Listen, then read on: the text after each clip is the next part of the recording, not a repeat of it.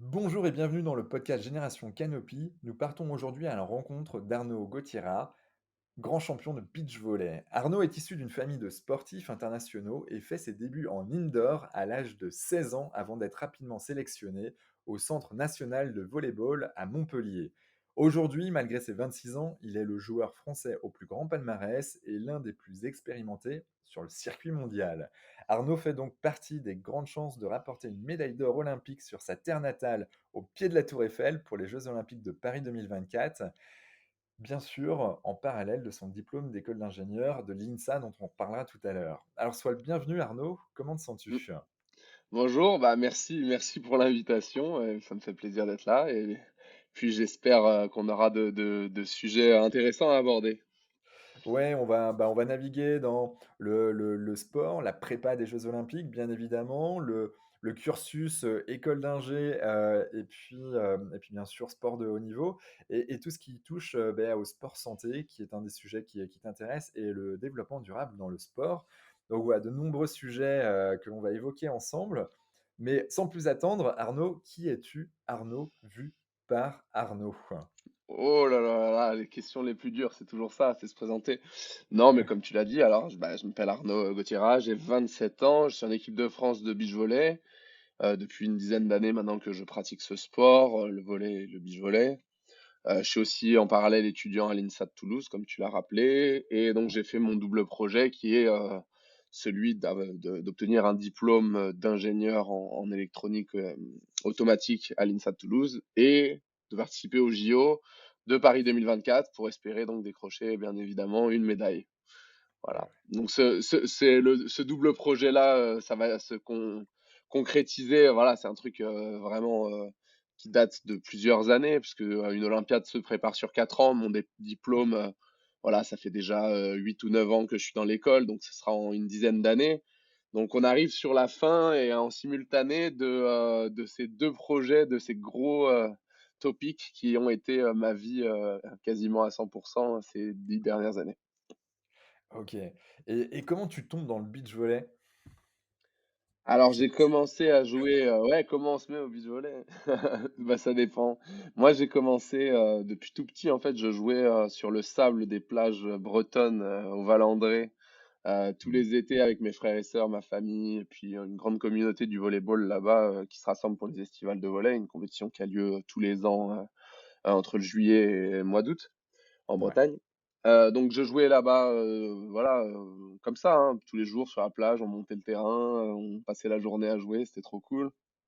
Puis après, j'ai fait du tennis de table en club pendant de longues années, en fait, rien à voir avec le volley. Ouais. Et puis finalement, à mes 16 ans, j'ai voulu faire un sport collectif. J'hésitais entre le basket et le volley, puisque j'avais de la famille un peu dans les deux. Puis finalement, le volley l'a emporté, parce que j'avais un peu plus d'expérience et que j'avais envie de faire un peu du haut niveau aussi. Donc c'était un peu plus envisageable pour moi, plutôt que de partir d'un nouveau sport vraiment de zéro. Donc voilà, je me suis mis au volley et rapidement, voilà, Pôle Espoir, Pôle France et ensuite beach volley. OK. Et bon, beh, c'est génial, mais comment tu vois cette ascension? C'est parce que tu es passionné, tu as des, capacités, physiques, c'est un engagement, plus, profond que tes homologues? Bah, j'ai toujours été sportif, touche à tout. Alors c'est vrai que dans tous les sports, j'étais plutôt, je me débrouillais plutôt pas mal. J'avais l'avantage de la taille aussi qui jouait en ma faveur, puisque je faisais 1,95 m déjà dès 16 ans. Ce qui faisait que je me battais contre ma taille au tennis de table, mais pour un autre sport, c'était rêvé. Et ouais. Voilà, donc physiquement, j'ai dû beaucoup travailler. Ça a été justement le gros aspect de ma performance, et encore aujourd'hui, c'est ma condition physique. Parce que sur tout le reste, en fait, j'ai plutôt des facilités. J'ai très vite appris le sport, ses spécificités techniques, tactiques, de stratégie et tout. Et ensuite, il a fallu me mettre au niveau physique, parce que pour faire du haut niveau, donc déjà pour être au meilleur niveau international, bah, il faut être fort physiquement, comme dans les autres Mmh. domaines. Mais en plus de ça, si tu veux perdurer, tu as intérêt à te protéger, en fait. Je le vois comme ça. C'est-à-dire que ta condition physique, c'est à la fois une arme, mais aussi elle te protège contre les blessures. Ouais. OK. Et comment tu fais justement pour prévenir ces blessures? Tu as mis des routines en place, Ouais, c'est exactement ça. Je pense que je passe, environ entre, 30 et 1 h 30 tous les jours, allez, on va dire 45 minutes, 1 heure tous les jours, qui sont, dédiés vraiment à la prévention des blessures et ça, c'est quand je vais bien. Ouais. C'est-à-dire, des routines, des exercices spécialisés de musculation, pour de la musculation spécifique et adaptée à la fois à mon sport et à la fois à, mon profil. Donc ça peut, par exemple, une tendinopathie qui va me suivre au niveau du genou, donc ça va être un protocole Stanish, donc de l'iso, de l'excentrique, des exercices sur watt bike pour voir si tu pédales, autant des 2 côtés, voir s'il y a pas de déséquilibre, des exercices de gainage pour les épaules, des exercices d'abdos pour bah, justement te renforcer un peu général. Et donc ça va en fait à chaque fois que tu as une blessure, tu as un petit bagage en plus qui se rajoute dans les routines que tu dois avoir. Et là aujourd'hui, bon bah j'ai les miennes et je les fais très très régulièrement. Donc même lorsque je suis en vacances, en week-end, etc., je continue à les faire parce que voilà, ça me protège contre les blessures. Tu perds du temps en fait si t'es blessé dans le sport. Et exactement et là, tu parles de d'activité, physique. Est-ce que tu as une alimentation particulière? Est-ce que tu fais gaffe à ton sommeil? Est-ce que tu qu'est-ce que tu peux mettre en place, ça, toi, au quotidien? Ouais, bien sûr, bah, on dit que les 3 piliers, voilà, pour le sport et bah, même, la santé aussi, de manière plus générale, c'est, l'activité physique, le sommeil et l'alimentation. Donc, Mmh. évidemment qu'on contrôle, ce qu'on mange. C'est un sport avec une activité physique très intense, une dépense calorique qui est assez élevée, donc on n'est pas non plus dans la privation, calorique à compter, les desserts que tu manges et tout. Au contraire, il faut se faire plaisir parce qu'il y a aussi de la frustration et tout. Donc, le fait de faire un sport où on se dépense énergétiquement, ça te permet, ça te donne le droit aussi à pas mal de jokers sur ton alimentation. Simplement, il faut, vérifier de manger, en bonne quantité, équilibré et des bons produits et voilà, c'est ce que j'essaie de faire, dans l'ensemble, une espèce d'équilibre, harmonieux où tu trouves, tes sources de protéines, équilibre entre glucides et légumes. Voilà, vous aviez eu Romain Thomas, vous aviez peut-être parlé un petit peu de ça avec lui. Moi, j'ai eu l'occasion de travailler aussi à Montpellier avec lui. Donc, il y a quand même des grandes lignes à suivre. Et bah voilà, on est là-dedans. OK, ça marche, donc Romain t'a accompagné peut-être sur la thématique alimentation? Oui, à l'époque où je jouais avec Quincy Aillet à Montpellier, Yes. notre équipe était basée là-bas et on a travaillé avec Romain Thomas sur à la fois l'alimentation et la préparation mentale. Mmh. Qui est un autre aspect de la performance. Et donc, il a participé à nous transmettre justement les grandes bases, parce que quand tu es jeune athlète et que voilà, tu connais pas forcément, tu fais pas forcément tout ce qu'il faut, notamment niveau alimentation. Moi, j'ai appris beaucoup, voilà, sur les 10 dernières années. C'est un truc, qui évolue et qui évolue encore parce qu'il y a jamais vraiment d'idéal. Ouais. Mais il faut vraiment, quand on est un athlète, il faut vraiment se renseigner et apprendre, parce que c'est des choses, qui font en fait une différence au final. Mmh. Ouais, aujourd'hui, on peut voir une vraie évolution, du sport de haut niveau, notamment grâce à l'alimentation ou des je prends notamment le dernier bouquin sur Djokovic, où il parle, vraiment de son, mode de fonctionnement sur ces sujets. On se rend compte qu'au tennis, quand tu avais, 28-29 ans, tu étais un vieux. Aujourd'hui, tu regardes des Nadal, même des Federer, bon, bah, il est sorti du circuit, mais ça n'empêche qu'il a un état de forme qui est juste dingue. Et ils sont encore là avec un haut niveau de jeu. Donc, Ouais, exactement, exactement. Tu as des jeunes, bah, en fait, quand tu es jeune, moi, je le vois, des fois, bon, c'est un peu mieux parce qu'on a aussi essayé d'encourager les jeunes à aller vers ça. Mais avant, tu arrives, tu as 20 ans, tu arrives, tu poses ton yes. sac à dos et tu pars à l'entraînement et c'est parti, pas d'échauffement. Après, tu manges un McDo et c'est bon, tu Je dors, tu comprends. dors 5 heures et le lendemain, tu continues. Après, quand tu commences à être vieux, tu sens que, ah non, là, j'encaisse plus les séances pareilles. Puis si Ouais, je veux rajouter une charge, en fait, il faut que je me laisse du temps de repos, et cetera, et cetera. Donc ouais, voilà, bon, tu donnes l'exemple de Djokovic, il n'y a pas forcément de consensus sur son alimentation qui est très particulière parce qu'il me semble il est végan ou végétarien. exact. Ouais, il est végan en effet, Ouais, bon, voilà, vegan. ça va dans l'extrême en effet de son Ouais, côté. voilà, donc c'est bon, au niveau protéines, voilà, mais en fait, lui, le mec est suivi encore plus du fait qu'il soit vegan et que pour la protéine, ça doit être une source de voilà, de préoccupation pour eux parce que, il doit trouver, des substituts à la viande et c'est pas toujours évident. Donc à mon avis, il doit être très bien entouré. Il doit y avoir dans son staff, des gens qui l'aident. Mais, Ouais. sans parler de cet exemple, en particulier, si tu veux perdurer, en fait, tu peux pas te permettre de laisser, des zones d'ombre sur, ta récupération, ta prépa physique et ton alimentation et c'est des piliers de ta performance que tu dois vraiment adresser, quoi. Mmh. Complètement et c'est vrai que tu parles de d'activité physique, d'alimentation. L'alimentation est un pilier essentiel. Le sommeil, tu as une routine particulière, avant de te coucher ou, Ouais, bah, je fais un peu toujours la même chose. Alors j'ai pas de problème particulier de sommeil. J'essaie de privilégier le plus possible les heures de sommeil, avant minuit parce que je me suis rendu compte que voilà, elles étaient encore plus récupératrices. Là, je me suis mis des limites sur le téléphone, pour tout ce qui est réseaux sociaux, enfin, pour limiter les temps d'écran parce que voilà, moi, je me rendais compte que je passais beaucoup trop de temps sur le téléphone, comme beaucoup de gens malheureusement, ouais, c'est un peu le fléau de notre temps. Donc j'essaie de convertir ces heures-là que tu passes sur le téléphone, les passer à la lecture. Donc je me suis remis à lire, beaucoup plus. ouais, Donc voilà, éviter les temps d'écran, surtout les trucs où tu es, sursollicité, le soir, privilégier la sans lecture. notification. Ouais.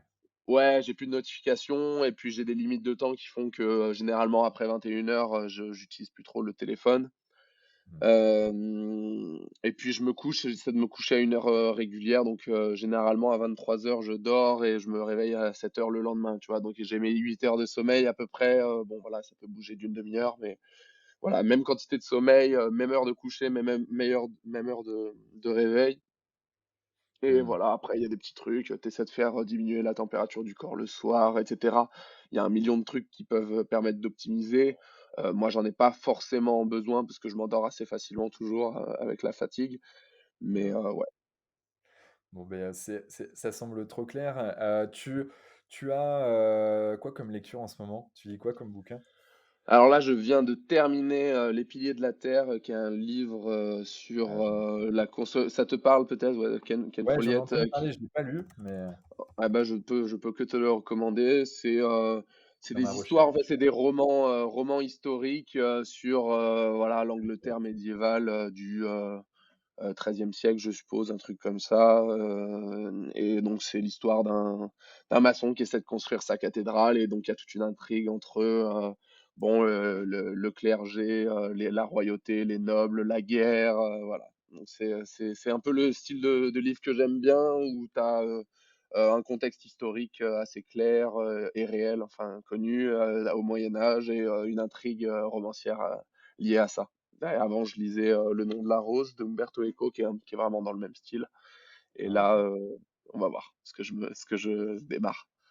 Donc tu aimes bien, ouais, ces bouquins qui sont très orientés, romans historiques pour t'évader, et prendre du Ouais, recul sur ouais, j'aime beaucoup l'histoire. Après, j'ai une autre lecture qui est plus utile. Là, c'est Shift Project, plan de transformation de l'économie française. Donc là, j'ai deux lectures, une plaisir et l'autre un peu plus utile. Et là, c'est sur le thème du développement durable, un plan qui est ouais, proposé par Shift Project, qui est un think tank lié à Jean-Marc Jancovici, que tu connais ouais, peut-être.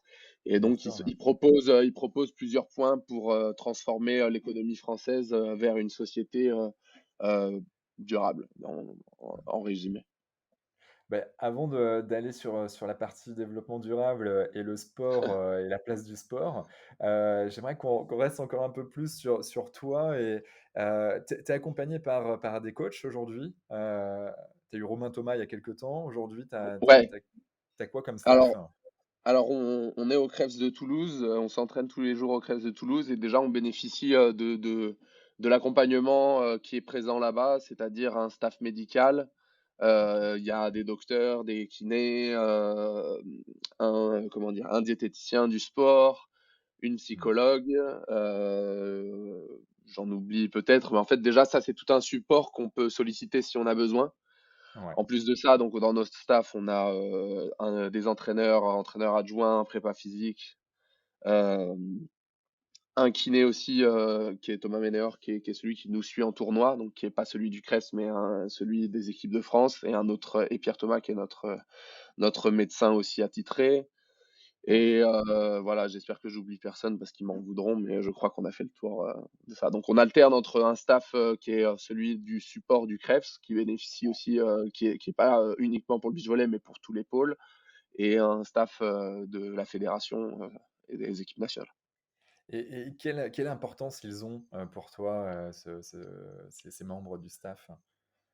Bah, ils ont chacun leur rôle très, très défini. Tu as évidemment les plus proches de moi, ça va être ceux qui sont tous les jours au quotidien à mes côtés, donc notamment mon prépa physique. Je passe vraiment 50-70% de mon temps en muscu. En fait, à l'entraînement, c'est pour l'instant une partie plus réduite, parce que ça, c'est un truc qu'on a fait évoluer. Voilà, avant, je pense que je faisais 75%, 80% de temps dans le sable OK.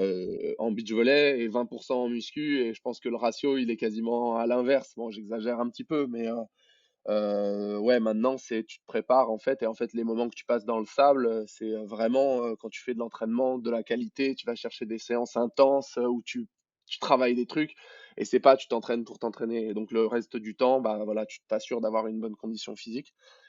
Et donc voilà, mon prépa physique évidemment, avec qui je passe beaucoup de temps, et puis notre entraîneur Christophe Victor, qui est celui qui nous suit en tournoi, et donc c'est celui qui nous suit principalement sur le sable. Mais il y en a d'autres, et ça, on jongle un peu entre tous les aspects de notre perf. Tu évoquais une psychologue du sport, tu la sollicites facilement? Tu te fais accompagner sur le volet mental également?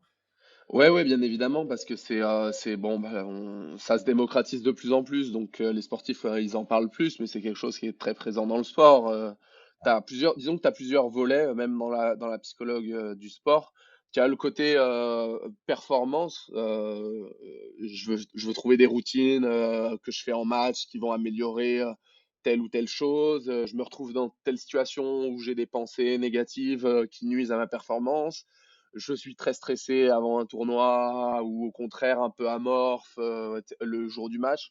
Ça, c'est des trucs très réels liés au tournoi. Donc ça, c'est un volet. Et tu as aussi le volet suivi longitudinal, où ouais, santé mentale des athlètes, comment ça va, qu'est-ce qui se passe dans ta vie aujourd'hui, etc. Est-ce que tu es en dépression? Voilà, parce que ça arrive aussi. Bien Donc sûr.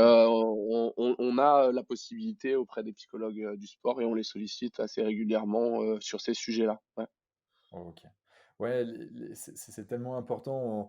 On a longtemps, mis de côté, ces souffrances, qui sont bien réelles et mine de rien pour performer, si on n'est pas bien dans ses baskets, c'est un peu chaud quoi, Ouais, derrière, ouais. pour performer quoi. Ouais, surtout dans notre sport qui est très, très mental. En fait, tu Ouais, un aspect, en fait, on joue à 2 sur un terrain, il fait 8 par 8, tu vois? En indoor, c'est du 9 par 9, et ils sont 6. Donc tu vois la place qu'il y a, en fait, marquer un point, c'est «facile» entre guillemets, tu as tellement d'espace. Mais ouais, d'un ouais. autre côté, quand c'est un moment important, le terrain, il va se réduire, il va se réduire, il va se réduire, et en fait, c'est garder la capacité d'être bon offensivement dans les moments importants, et quand c'est à toi de scorer, il faut être efficace, quoi. Donc c'est Ouais. un aspect mental très important. Et comment tu fais face à cette gestion du stress là?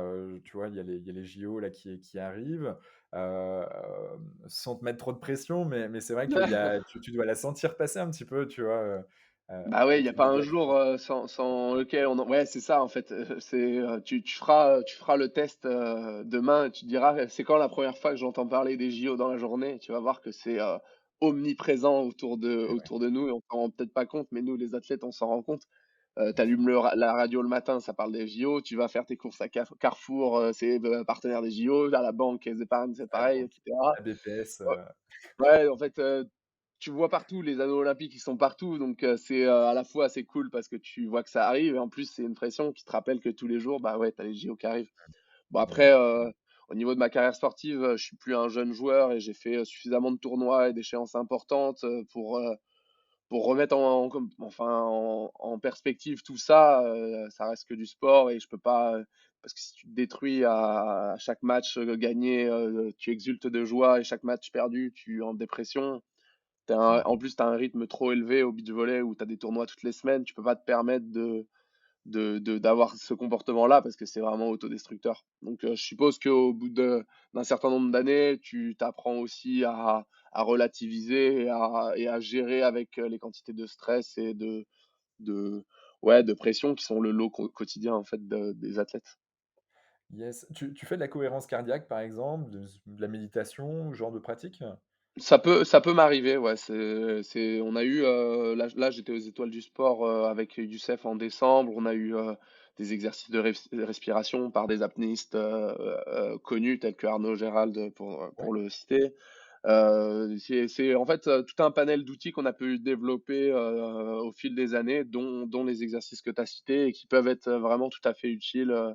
Voilà, moi j'essaie de faire des exos de respiration, aussi de massage abdominal avec lié à de la respiration pour détendre et pour travailler en profondeur les abdos. Enfin, il y a plein de trucs super intéressants et oui, et c'est prouvé que c'est efficace. Ouais, ouais, ouais, l'aspect scientifique nous parle bien chez Canopy aussi. Hem, Quand tu joues en pair, comment tu trouves ton binôme? Comment tu le sélectionnes, tu veux dire? Ouais, ouais, ouais. Comment tu le choisis? Comment tu Bah, choisis? Est-ce que bon, c'est comme un généralement, associé, en entreprise? Tu vois, moi j'ai monté ma boîte, il y a quelques années avec Brice, bah, c'est pareil, c'est comme un mariage, tu vois? j'ai cru que tu allais me dire, est-ce que c'est comme une appli de rencontre ou quoi? Alors, L'un ou l'autre. peut-être d'ailleurs. Est-ce que c'est comme dans une app, Il y a est-ce qu'il une y a pas une appli, application de si rencontre? tu swipes avec les joueurs de beach de ta région. Exactement, Beach, fais gaffe parce que Beach, ça peut Ah oui, c'est vrai. Bon, bah, ça dépend de hem, l'intonation que tu mets, mais ouais. En fait, généralement, tu choisis ton partenaire pour une durée de 4 ans, une olympiade, donc tu as intérêt à bien choisir. Bon, ça peut toujours évoluer en cours, mais ça veut dire qu'il y a eu un petit souci généralement où tu dois te faire des ajustements sur les décisions que tu as fait. En l'occurrence, il y a un pool de joueurs, bon, qui est connu, hein, c'est-à-dire que tu as une dizaine de joueurs français, masculins, mmh, qui ont un niveau international ou potentiel international. Donc déjà, tu sais que ça te limite à un nombre de joueurs assez restreint. ouais, En fonction de ça, tu as t'as des contraintes de poste en fonction droitier, gaucher, défenseur, bloqueur, de style de jeu, des affinités en fonction de ça, des affinités, bon voilà, lui il aime pas lui, lui il se kiffe, voilà, voilà, voilà. En fait, finalement, tu as un nombre assez limité d'associations ouais, et bon, bah, tu peux les tester, tu peux essayer pour une olympiade et du coup la suivante tu feras l'autre. Donc en fait, nos partenaires, on a jonglé un petit peu, il y a eu des réorientations et cetera. À la fin de Tokyo 2021 du coup, mmh, ça a été assez évident de m'associer avec Youssef parce que, bah, voilà, poste 2, poste 4, profil de jeu assez intéressant, une association qui avait pas été faite. Donc c'est apparu assez naturel, entre les joueurs, le staff, évidemment qui propose et la fédération qui finance, donc qui a son mot à dire. Donc voilà, c'est une yes. concertation entre toutes ces entités pour, décider de l'association. OK. Bon, ça me semble un peu plus clair, sur ce sujet. Tu parles de financement, comment tu vois, tu es financé? Il y a ton école, est-ce que ta famille te finance également un peu? J'imagine la fédération française, de volley, de l'autre, comment ça s'organise? On avait eu cette discussion, hein, je discutais rapidement avec Edouard Rollinson, ici sur ce podcast, il y a un peu plus d'un an maintenant. C'est un vrai sujet, mine de rien. Qu'en est-il pour toi? Ah carrément, je savais pas qu'Edouard était venu, bon bah super, là c'est ouais, c'est un super profil en plus, entrepreneur, là il se régale avec Sport& Green, hein, oui, ça m'étonne pas que vous l'ayez ah mais si, mais je suis bête en plus. Comme ça qu'on a dû se je savais plus si c'était par Romain Thomas ou Edouard Rollandson que je vous avais vu que j'avais vu vos podcast. Les En 2 tout cas, potentiellement. ouais, 2 profils super intéressants. Ouais. Oui effectivement là, le financement des athlètes, notamment dans les sports non professionnels, c'est hyper important. Je mettrais d'abord, je vais parler de généralité parce que Ouais. là, on est dans une période spéciale qui est quand même les JO de Paris et qui a quand même un énorme impact sur le financement des athlètes, qui est Mmh. pas celui des Olympiades traditionnelles qu'on a pu vivre par le passé. Voilà. D'accord. Disons qu'on est dans un sport non professionnel, pas de ligue, peu de rentrée d'argent en fait, pas de ligue, pas de droit télé, etc. Mmh. un price money qui réduit d'année en année. OK, Dans un contexte bien. d'inflation où les prix des billets d'avion, et cetera, ils augmentent d'année en année. Donc en fait, ça se réduit. En fait, c'est très dur, et même impensable, pour un athlète qui n'a pas de financement extérieur sur ses gains de tournoi, de payer sa saison. Ce qui pourrait Ouais, s'envisager sur un joueur de tennis qui est très fort, je veux dire, un joueur de tennis qui fait des quarts de finale en Grand Chelem, je pense que ça suffit à payer sa saison, hein. Je ouais, crois que clairement. voilà, puisque c'est un fonctionnement assez similaire avec celui du tennis. Donc nous, c'est pas possible. Si tu fais un bon résultat, tu couvres à peu près les frais de ton tournoi. Et encore, je pense que tu es en négatif, même si tu fais un bon résultat. D'accord. Hem, donc ça suffit pas. Nous, on a la fédération qui paye, heureusement nos déplacements parce que sinon on pourrait tout simplement pas, exister. Et à partir de là, tu as entrent en jeu, des sponsors, et ça, c'est à l'athlète, de un contexte familial, qui peuvent, financer, et ça, il y a une très grande disparité entre les athlètes. Ouais, Maintenant, effectivement, pendant Paris 2024, il y a tout un nombre de dispositifs qui ont été mis en place pour sécuriser notamment les athlètes, qui sont issus des sports non professionnels, donc tels que nous. Donc c'est, l'ANS, les fédérations, le ministère, et cetera, qui mettent en place, voilà, des emplois. Nous, on est employé par le club de Cannes avec Youssef, en tant que joueur de beach volley, contrat qui est financé en partie par l'ANS. Donc ça nous permet d'avoir un revenu régulier, pas avoir à se soucier en fait, de toutes nos dépenses, du quotidien. On a, la fédé qui, finance en partie, nos tournois, en grande partie, et voilà, et on arrive à survivre comme ça, mais c'est pas un sport où on est à des niveaux de financement comparables à ceux du tennis, du golf, ou des sports professionnels, foot, rugby, et cetera. Voilà, et donc même si en ce moment c'est un petit peu plus confortable grâce aux JO, c'est un modèle économique qu'il va falloir, revoir et envisager pour post 2024 parce que voilà, quand tu es un athlète, voilà, tel que Edouard Rollandson a pu le vivre, ou moi, qui arrive dans la fin de carrière, même si je suis pas tout à fait retraité encore, tu dois te dire, voilà, est-ce que j'ai des projets personnels à côté? Est-ce que je veux fonder une ouais. famille? Est-ce que tout ça, c'est viable dans un contexte où tu gagnes, bon, tu gagnes ta vie, de manière assez modeste, quoi, et puis où tu peux travailler à côté. Moi, tu vois, je serais ingénieur, voilà. Donc toutes ces questions se posent, évidemment. Financièrement, si c'est pas trop indiscret pour toi ou si tu veux le dire de manière grossière, mais tu touches combien? Tu es plutôt dans les 2 000, dans les 3 000, ou 1 500? Histoire qu'on ait une Je pourrais fourchette. Ouais, je pourrais même pas dire parce que d'une année à l'autre, en fonction de tes résultats, de si tu as des sponsors. Mais disons que là, en période olympique, j'ai pas à me soucier de, comment je vis, de mon quotidien, et cetera. Il y a 4 ans, 5 ans, je donnais des cours de maths le soir pour, gagner un petit peu d'argent à côté, pour essayer de Mmh. financer, les trucs, et de pas crever de faim, quoi. Donc et si je faisais un mauvais résultat à un tournoi, j'étais pas sûr de pouvoir, payer le loyer, le mois suivant. Donc j'ai fait j'ai fait les deux trucs, de l'échelle, un niveau de vie plus confortable aujourd'hui, exceptionnel grâce aux nombreux sponsors. Voilà, moi je suis financé, par la Caisse d'épargne, NGE, et Tourtel Twist, cette année pour l'année olympique, hein, parce que c'est des entreprises qui ont un intérêt économique Bien à sûr. soutenir des athlètes qui sont potentiels olympiques, les retombées des JO peuvent être assez exceptionnelles. Ces contrats-là, ils durent jusqu'à la fin des JO, et après, je sais pas quel financement j'ai en fonction de si le budget après les JO tombe, etc. Donc en fait, c'est assez dur de te dire un niveau comme ça. Mais si tu prends lycée en moyenne sur les années de carrière, en comptant les années de galère et en comptant les années qui marchent bien, je pense que tu es à des niveaux assez faibles, proches du SMIC, voire un peu au-dessus, un peu en dessous en fonction des profils des athlètes, quoi. Mais c'est D'accord. pas c'est pas glorieux. Ouais, Édouard nous avait touché 2 mots là sur le sujet, mais en parlant d'NGE, on forme tous les top managers sur les facteurs humains et organisationnels notamment. Donc du coup, on connaît bien l'entreprise depuis de nombreuses années. Ah oui, Donc d'accord. tant mieux donc tu vas peut-être de temps en temps à Saint-Étienne-du-Grèce? Ouais, ouais, en fait, on a fait un espèce de deal, où le principe de notre partenariat, c'est que, il me finance jusqu'aux JO de Paris.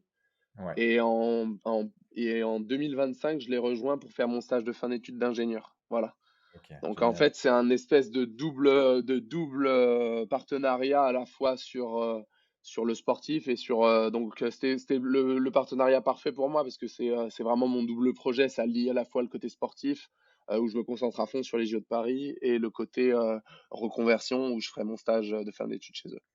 D'accord, OK. Sur le développement durable, du coup? Ou, Ah bah, pourquoi pas? Alors BTP, on a énergie, très large?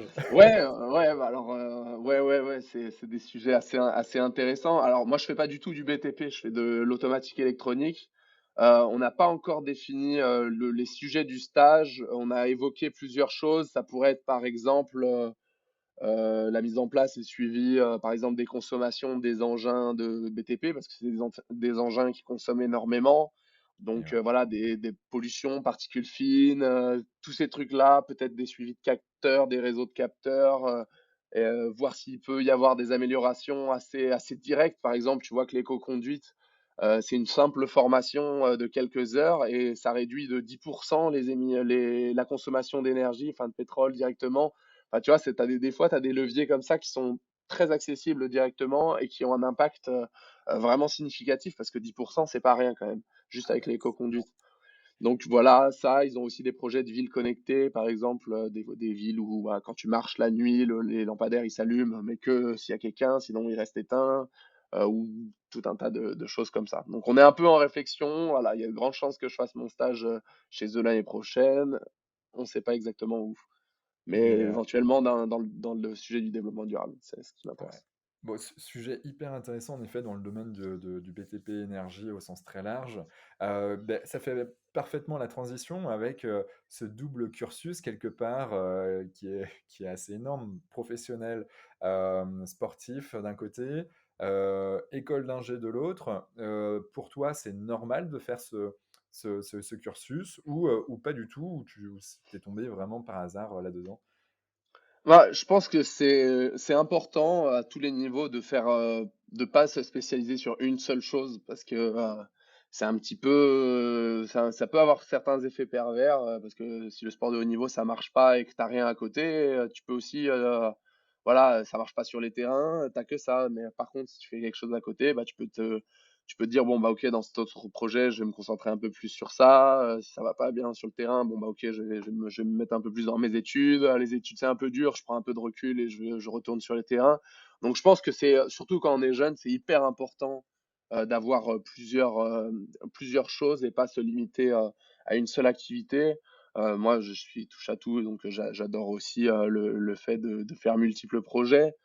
Quand on devient un sportif de très haut niveau, c'est-à-dire un sportif de niveau olympique et sur les échéances, mondiales les plus importantes, des fois ça peut être un petit peu dur. Par exemple, moi cette année, là je fais pas d'études peu d'études à côté, je suis à 100 sur le sport et sur les années, voilà, début de cycle olympique, je vais être un peu plus présent en cours. Donc ça demande en fait une grosse organisation, mais c'est faisable et il y a plein de sportifs qui le font. C'est pas toutes les écoles qui le proposent, les aménagements. Mais oui, pour moi, c'est assez primordial de pas se cantonner à une seule chose, ouais. Mmh. OK. Et donc, là-dedans, tu es parti dans l'électronique, mais aussi le développement durable te parle beaucoup. Quelle relation tu fais entre le sport et le développement durable? Là, si je pars sur une question large dans un premier Bah, c'est temps. une question large et qui va être même, dont la réponse peut paraître aussi paradoxale. C'est-à-dire que, le sport tel qu'il est, le sport de haut niveau tel qu'il est aujourd'hui, il est difficilement, selon moi, associable avec, du développement durable. En fait, Mmh. tu vois la manière dont c'est organisé. Là, pour te donner un exemple, je pars à Rio, vendredi. On fait une semaine de stage, on va au Mexique. Mmh. On a un tournoi en Chine, la semaine suivante. Ah Et un OK. tournoi au Brésil la semaine d'après. Enfin, tu vois le genre de trucs qui nous font faire, un espèce d'aller-retour, transcontinental, avec des vols long courriers qui sont, bon, pour la santé des athlètes, catastrophiques, mais en termes d'émissions de gaz à effet de serre, d'impact carbone, d'un truc comme ça. Je veux dire, c'est juste, on marche sur la tête. Mmh. Quand tu vois que tu as un circuit de F1, où tu fais rouler des voitures, tu brûles du pétrole tout un week-end, à Dubaï, puis le week-end suivant, tu vas faire la même chose, au Japon, et cetera. bon voilà, sans blâmer ce sport en particulier, parce que nous aussi on a un impact carbone super élevé, mais en fait tu peux plus faire ça en fait. Je trouve aujourd'hui on est trop conscient de l'impact écologique et de l'importance et des dégâts que ça peut faire. Donc je pense qu'il est urgent aussi de réorganiser peut-être le sport de haut niveau, d'avoir une approche différente. Ça peut être par exemple faire un tour qui est plus continental, où tu restes un peu plus entre Européens, un peu plus entre Américains, etc. Et faire un nombre d'échéances internationales ou transcontinentales, peut-être plusieurs fois par an pour les grosses compétitions. Mais d'avoir tous les niveaux de tournoi toutes les semaines partout dans le monde, bon, pour moi, c'est plus tenable, il n'y a aucune logique, quoi.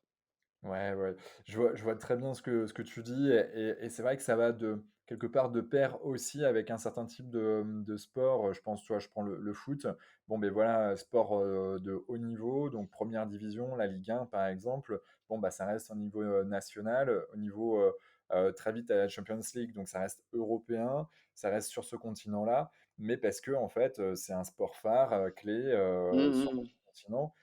C'est vrai que des sports comme, bah, comme le tien, qui sont des sports internationaux et très vite, en fait, tu es obligé de si tu veux jouer, et faire des compètes, aller à l'international. Bon, c'est beaucoup plus complexe, là-dessus. La F1, c'est pareil, même la F1, c'est même encore un autre monde, Ouais. clairement. Mais du coup, c'est comment trouver ce juste milieu selon toi? Tu vois, typiquement, là, je prends les JO, Paris 2024.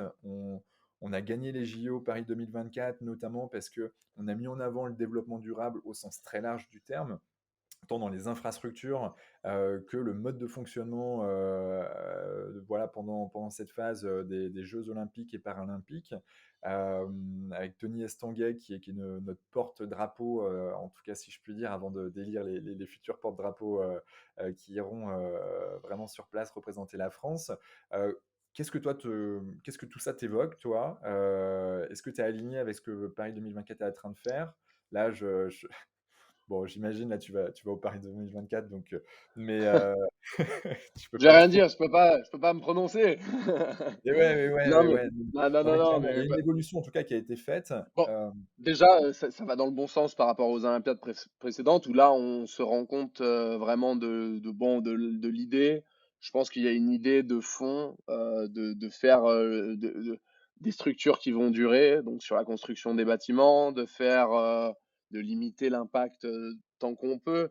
Après, hmm, je suis curieux de voir dans quelle mesure, quel sera le bilan. Tu vois, je serais intéressé de voir un bilan carbone des jeux par rapport aux jeux précédents. Parce que tu sais que dans les grandes compétitions, je crois que c'est 70% de déplacements de spectateurs et d'athlètes et de staff, l'impact carbone. Donc ça, tout le monde qui va se déplacer, qui va prendre l'avion pour se rendre à Paris, je veux dire, peu importe comment tu prends du carton recyclé pour faire tes listes, c'est bien beau, mais est-ce que réellement, le bilan global, tu as un impact positif? Et peut-être que la réponse est oui, hein. Ça mériterait vraiment s'y pencher un peu plus en détail. hmm, Je suis sceptique quand même un petit peu sur l'idée que ce soit des jeux verts comme on peut les présenter parfois. C'est peut-être mieux, et en tout cas c'est important qu'il y ait que l'idée de développement durable soit présent aussi dans le sport et le sport de haut niveau. ouais, Maintenant, je suis pas sûr que ça suffise dans le contexte dans lequel on va très vite se trouver, de crise mondiale, bah, voilà, du réchauffement climatique et tout, qui est déjà en route. Est-ce que ça va suffire, ou est-ce qu'il va falloir quand même réellement transformer bah, la manière dont on fait du sport en fait? hmm, ouais. Ministre du Développement durable, qu'est-ce que tu mettrais en place pour le sport, toi? En un. Bah, c'est une bonne question. Et c'est encore une fois, peut-être la réponse serait très contradictoire et paradoxale avec ce que je fais, parce que tu vois, je fais de la compétition, je fais du haut niveau, je voyage énormément. Ouais. Et, mais je pense que peut-être les critères qui sont les plus importants aujourd'hui sont peut-être pas les mêmes que ceux qu'on a mis en place par le passé. Et ouais, pour moi, l'importance du sport est indéniable. Voilà, au niveau de la santé, il faut avoir une activité physique régulière. Le sport comme vecteur social, le fait d'avoir des athlètes. Les athlètes de haut niveau sont les personnes les plus influentes dans le monde. Tu as 50% des personnes les plus influentes dans le monde c'est des athlètes anciens ou currents, actuels. Hem, donc oui, le sport de haut niveau, c'est très important. Le sport, c'est important. Par contre, il va peut-être falloir évoluer nos critères et peut-être que, se concentrer sur, voilà, le sport à l'école, le sport, comme facteur de développement, c'est peut-être des priorités par rapport le sport de haut niveau au sens large, tel qu'on en a parlé, de faire, déplacer des joueurs de beach volley toutes les semaines à l'autre bout du monde, quand on a des en tant que société, en tant que gouvernement, on a des enjeux tellement plus, qui me paraissent tellement plus importants par rapport à ce que je fais, hein. Voilà, c'est aussi une remise à notre place. Voilà, on est des athlètes de haut niveau, mais demain, tu vas avoir des centaines de millions de personnes qui pourront plus habiter chez eux parce que tu as les eaux qui vont monter ou les températures seront tellement hautes qu'ils pourront plus habiter, qu'ils vont devoir partir. Tu as un contexte, voilà, crise, inflation, pouvoir d'achat qui est assez durable depuis quelques années. Enfin, ça me paraît être tellement plus important qu'aller faire un tour mondial, que ça me paraît difficile de garder les choses telles qu'elles sont aujourd'hui. Donc, garder les axes importants du sport, ce que ça apporte à l'école, en cohésion sociale, en C'est vrai. aussi, fédération, voilà, lien, on voit les effets de la coupe du monde, Bien sûr. en une soirée quand on a gagné la coupe du monde, il y avait plus aucun problème en France et tout. Donc ça touche aussi énormément de monde. Donc garder au maximum ces effets-là, tout en réduisant, peut-être la voilure au niveau des choses qui me paraissent effectivement moins importantes. Dont, ce que je fais aussi un petit peu, aujourd'hui, c'est aussi ça, j'ai beaucoup de questions en tête. C'est assez dur pour moi, tu vois, de prendre l'avion, toutes les semaines pour aller jouer un tournoi, tu vois? Bon, après, j'ai le Mmh. rêve des jeux olympiques, donc je le fais, donc voilà, on va me dire, on va forcément me reprocher un comportement qui est très paradoxal et je peux le comprendre. Mais je préférerais, aujourd'hui être dans un système, où j'ai un tour continental en Europe, où je prends le train pour aller faire des tournois entre les différentes capitales européennes et faire du sport de cette manière. Et puis tant pis si je joue pas contre des équipes chinoises ou des équipes brésiliennes tous les week-ends, et pas, je m'en contenterai, voilà. Mmh. Ah OK. Ouais, mais je vois la philosophie. En effet, si on pouvait avoir des transports en commun qui ont un impact beaucoup plus faible, comme le train, ce serait juste génial. Bah ouais. Et essayer de trouver cette balance, qui est loin d'être évidente. Tu parlais de rêve olympique. Comment on arrive, voilà, je change de sujet, mais comment on arrive à rêver des Jeux olympiques?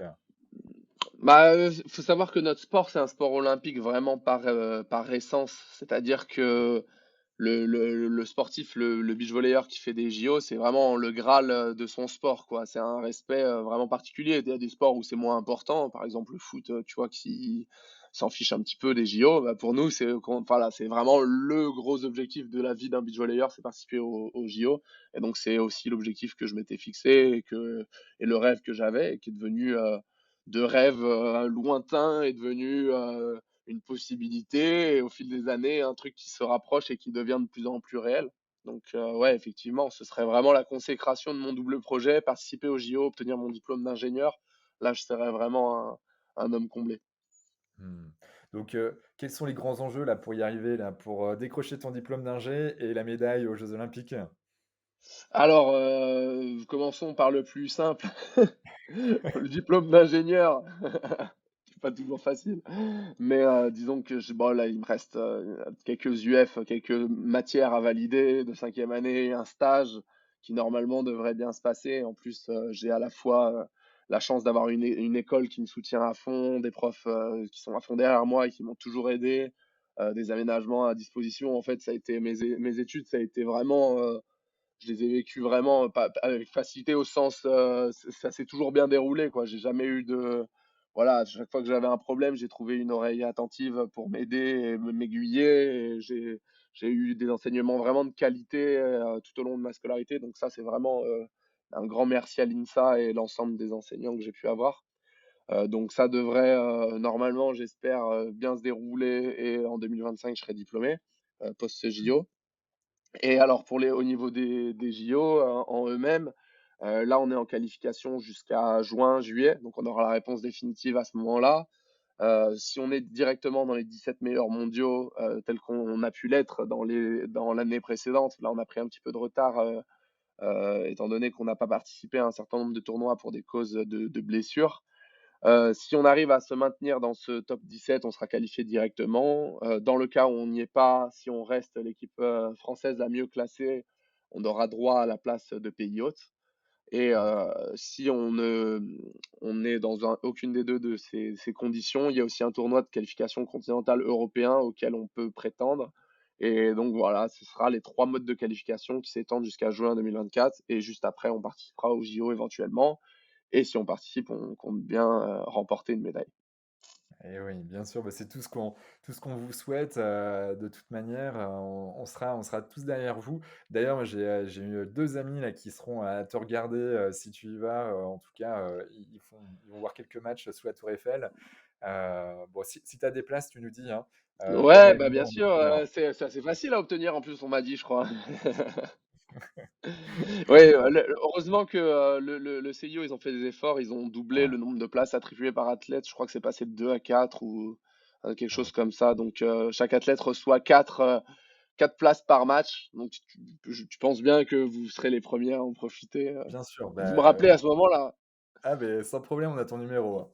Mince, c'est enregistré hein, ce qu'on dit ou C'est exactement, je exactement. dois expliquer à Tony, mes parents? j'ai moi, j'ai eu l'occasion de croiser Tony Estanguet au mois de août l'année dernière, donc je lui ai fait passer le message. Bon, la réponse a été Croisé. comme la tienne, aussi claire. Hem, S'il y avait des, tu vois, tu as quelqu'un qui a, je sais pas, 8 ans, 9 ans, qui te voit là, réussir comme tu le fais au beach volley, ça le fait rêver. Quel conseil tu lui donnerais? Ah, c'est une bonne question ça, hein. Bah, c'est-à-dire que ce qui fait rêver, c'est de faire du sport de haut niveau, ben, faut il se lance et qu'il fasse du sport de haut niveau et en fait, il y a pas de parcours, tracé, je pense que si jamais, tu veux faire un truc dans ta vie, peu importe ce que c'est, je pense qu'il y a vraiment aucune limite à partir du moment où tu t'es fixé un objectif, il suffit de l'organiser, de le compartimenter en problèmes plus voilà, ça c'est ma vision ingénieur, c'est-à-dire que quand tu as un objectif, bah, voilà, tu vas te mettre des steps, tu vas pouvoir, mettre en sorte, organiser tout ce qu'il faut pour valider ces steps-là, pour atteindre cet objectif ultimement et ça te prendra peut-être, plus de temps que quelqu'un d'autre selon tes capacités et cetera. Mais je suis vraiment, je crois vraiment au fond de moi que quand tu veux faire, voilà, quelque chose vraiment, c'est ce que tu as envie de faire, il y a vraiment aucune limite et c'est à toi de l'organiser, de t'entourer, comme il faut, et que je crois pas qu'il y ait vraiment un truc qui te dise: «Bon, bah, OK, non, là, c'est pas possible parce que ça» et chaque, challenge que tu vas rencontrer, il va «suffire» entre guillemets, ça peut être des difficultés énormes, mais il va suffire en fait de trouver, OK, quelle est la réponse à ce problème-là? Par exemple, j'ai pas d'argent, je peux pas partir en tournoi, comment faire? Et bah, Mmh. je vais trouver des financements.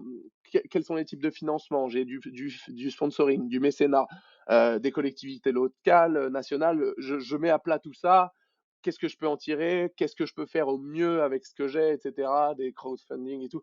En fait, je pense que tu peux toujours trouver un moyen bah, d'arriver à tes fins. Et si c'est vraiment ce que tu as envie de faire, il suffit vraiment de l'organiser, d'y réfléchir, de le projeter et tu vas y arriver, quoi. Tu sais pas pour combien de temps tu t'engages. Peut-être que ça va être plus dur que ce que tu pensais, peut-être que ça va être plus long, mais au final, je pense que c'est possible. Mmh. Ouais, l'abnégation, le fait d'y croire et de structurer un peu sa pensée. En tout cas, ouais, un objectif, une target et c'est Ouais, comment on y va, ouais, derrière. Hem, parfait sur ce sujet. Toi, bon, on a un peu vu, comment tu articulais ta journée. Tu te lèves vers 7 heures du mat, tu te couches avant minuit. Tu as quelques routines avant de te dormir. Est-ce qu'il y a des choses que tu fais systématiquement chaque journée, tu vois, dans tes routines que tu n'as pas encore dites, jusqu'à présent?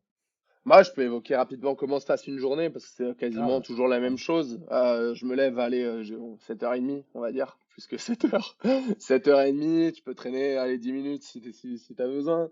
Mais bon, voilà, à 8 heures, je suis en train de petit déjeuner. Je prépare mon petit déjeuner, voilà, qui est assez souvent le même, avec les apports, voilà, qui sont assez calculés, étudiés, pour que ce soit correct. Donc là, déjà, la nutrition rentre en jeu. Mmh. Généralement, le matin, j'écoute les infos, voilà, j'écoute des podcasts ou j'écoute les infos pendant que je suis en train de me lever et préparer ma journée. Mmh. Je fais un petit temps de ménage là entre une fois que j'ai fini mon petit déj et 8h30, je fais ma vaisselle, mon ménage, je fais mon lit et tout. Ça, ça fait partie de mes routines de réveil. J'aime bien être dans un environnement qui est propre autour de moi. Donc voilà, je range l'appart, je fais le ménage, etc. Et ensuite, bah voilà, une fois que j'ai fait tout ça, il est déjà temps d'aller à l'entraînement parce que je commence vers 9h le matin. Mmh. De 9h à 11h30, généralement, je suis en salle de muscu ou à l'entraînement. Donc voilà, c'est déjà ce premier bloc de 2h30, c'est voilà, 45 minutes, 1 heure de réveil musculaire, échauffement, protocole de mobilité, protocole blessure, tout ça, c'est un temps vraiment pour moi. Et c'est un peu, je trouve que c'est vraiment la préparation de l'entraînement.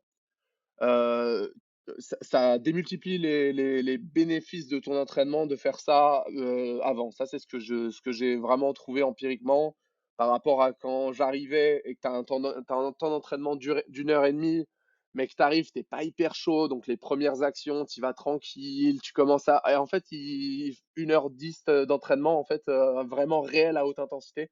Donc, le fait de faire cette 45 minutes-là avant, déjà, tu te sens bien parce que voilà, t'es bien échauffé, tu sens que tu gagnes en mobilité, en souplesse, etc.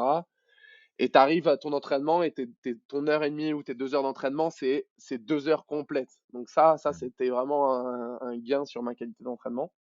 OK. Derrière, je termine l'entraînement vers 11h30. J'ai une petite demi-heure qui me sert à aller, voilà, par exemple, tu peux aller au médical, glacer, faire des soins, un petit temps de repos, tu prends ta douche, etc. À midi, je vais manger.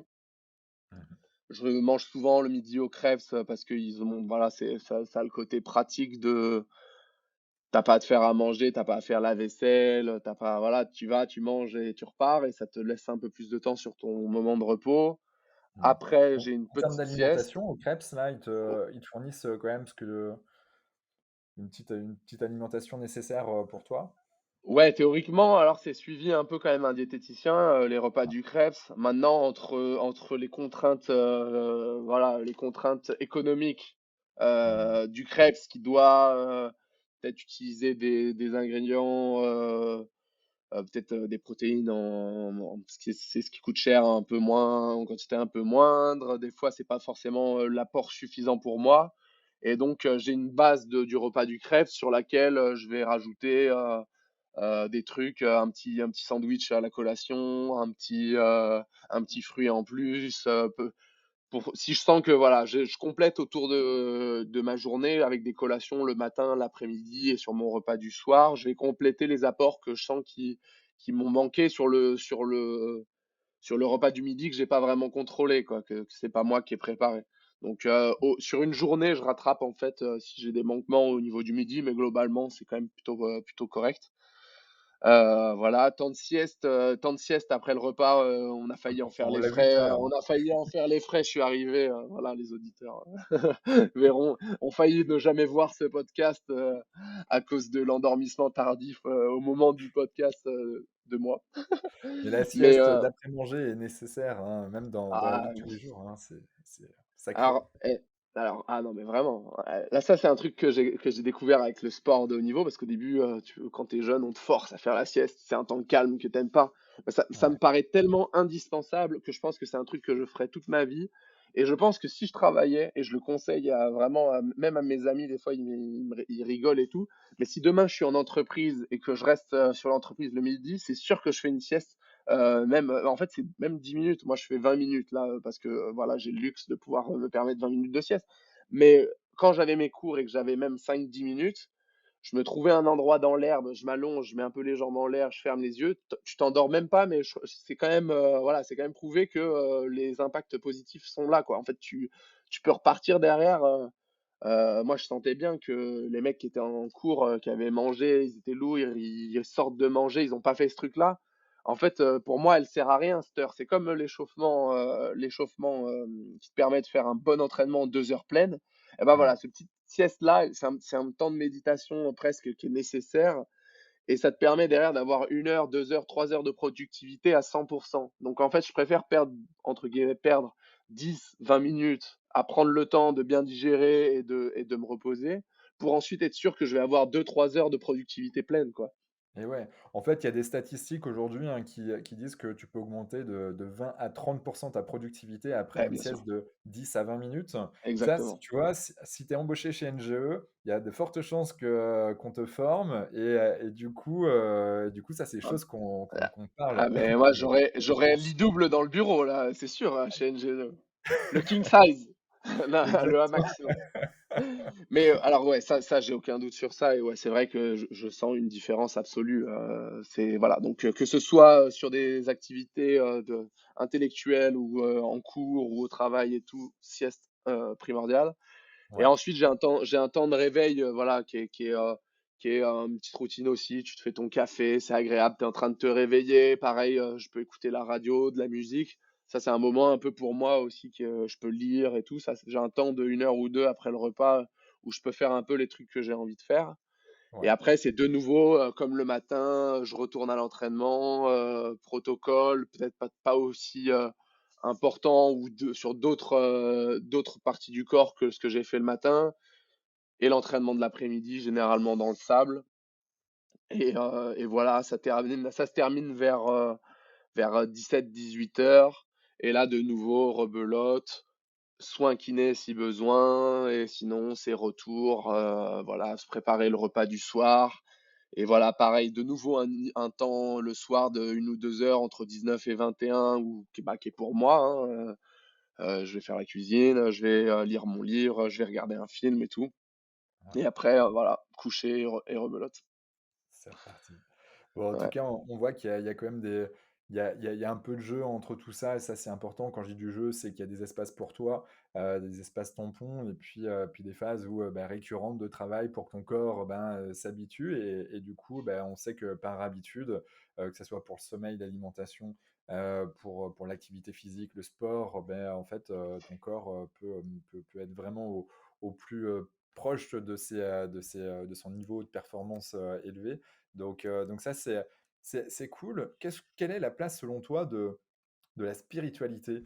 On voit beaucoup de sportifs, tu vois, qui font un signe de croix, ou qui font je ne sais quel geste, ou se disent des choses. Toi, tu as quelle relation avec ça?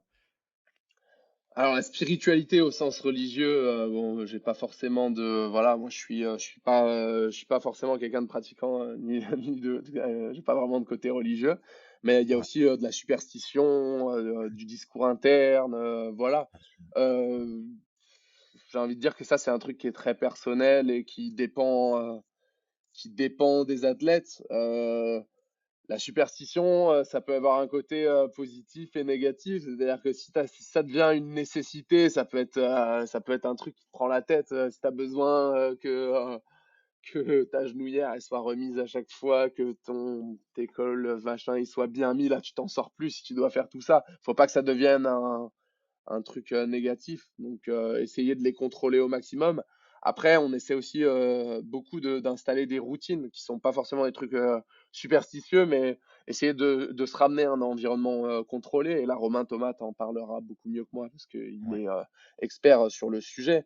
Mais il y a des choses qu'on essaie de se dire, des discours qu'on essaie de se répéter. Par exemple, avant une réception, tu vas te dire, bah, je vais faire une bonne réception. Pour te forcer à attaquer à pleine puissance tu vas te dire, bah, quand je monte, je vais avoir un sentiment de pleine puissance. Donc ça, c'est vraiment des outils de prépa mentale. Donc le discours interne est important. Maintenant, il faut savoir faire la part entre la superstition et ce qui est vraiment utile. ouais. Et toi, tu as un petit geste, un gris-gris que Un particulier? gris-gris, je sais pas si j'ai des gris-gris, donc j'ai tellement de routine que ça devient presque peut-être de la superstition aussi, mais non, le discours que je t'ai dit là, de se dire avant chaque réception, voilà, de s'auto-persuader, voilà, ça va être une bonne réception, je vais faire une bonne réception. J'ai quelques-uns comme ça, essayer de faire toujours la même approche au service avant d'aller faire un service.